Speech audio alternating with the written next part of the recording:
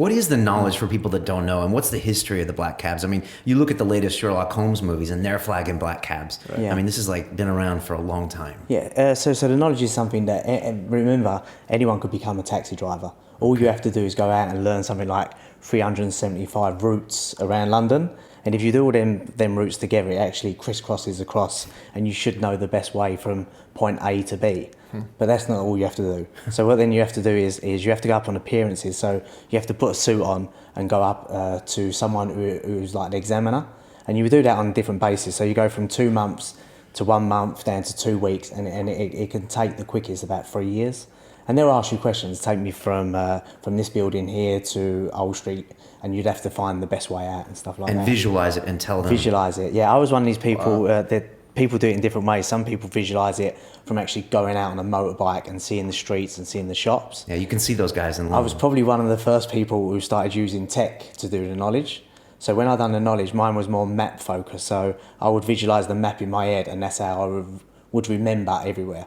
And then you started using computers then, which would pinpoint certain places. So it would tell you where places was on one side of the road or another. So I suppose I was using tech even then to do the knowledge. Nowadays they all use, I should imagine, Google Earth. Yeah. Just zoom in and see what a building looks like and go from there. So it's probably a little bit easier to do because you don't have to go out as much, but you probably ain't got that knowledge of the streets as much. So. And you've been studied by brain scientists, and they say that your brain actually changes once you've learned the knowledge, right? Yeah. As in, like, the left and the right hemispheres, like, did something really strange by all that memorization. Yeah, so what I always say is that we take all them, it took me nearly 5 years to do the knowledge. I was doing it with part-time, so I had family and stuff like that. It's hard to get out on a bike and work and learn all these runs. Right. And just to make that clear, that's 5 years of studying before you get your license to become a caddy. Exactly. So it was 4.5 years from the day that I said I'm going to do the knowledge and become a cab driver.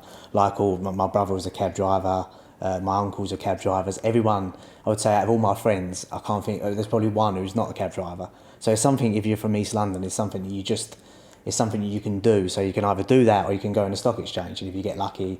I think we're really good in the stock exchange, East London boys as well. Oh yeah, so, we had a bunch in the city. Yeah. So that's how the knowledge works. Are people still doing the knowledge, or with the tech coming in these days, do you think that it will be phased out at some point? No, I don't believe you can ever phase it out, because I know you've got sat navs, right. But there's certain things in your brain that you're collecting all the time.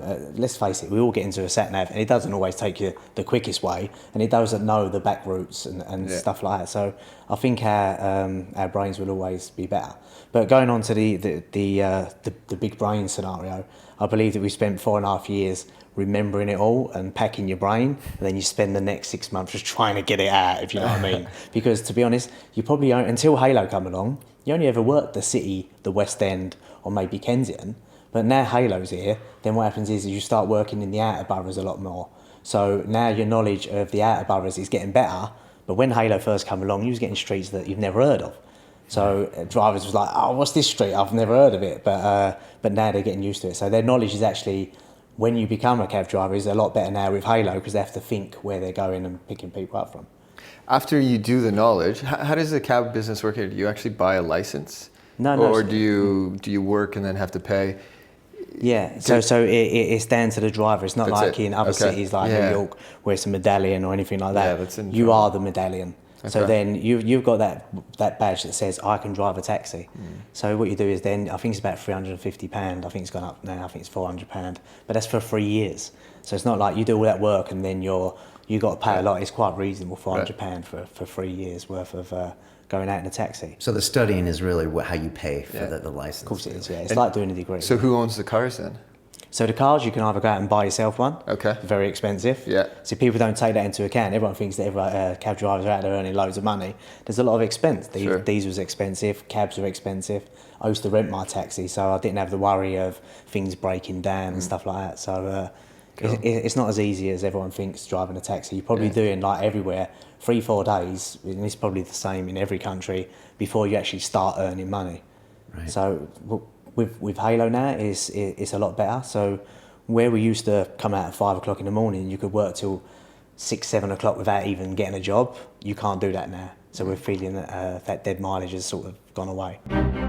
let's talk about HSBC. It's an $8 billion money laundering operation for Mexican drug lords that they've been directly responsible for 60,000 decapitations in the last few years. So who's a terrorist, buddy? Who's a terrorist? Hey, I'm not on the Who's CIA. a terrorist?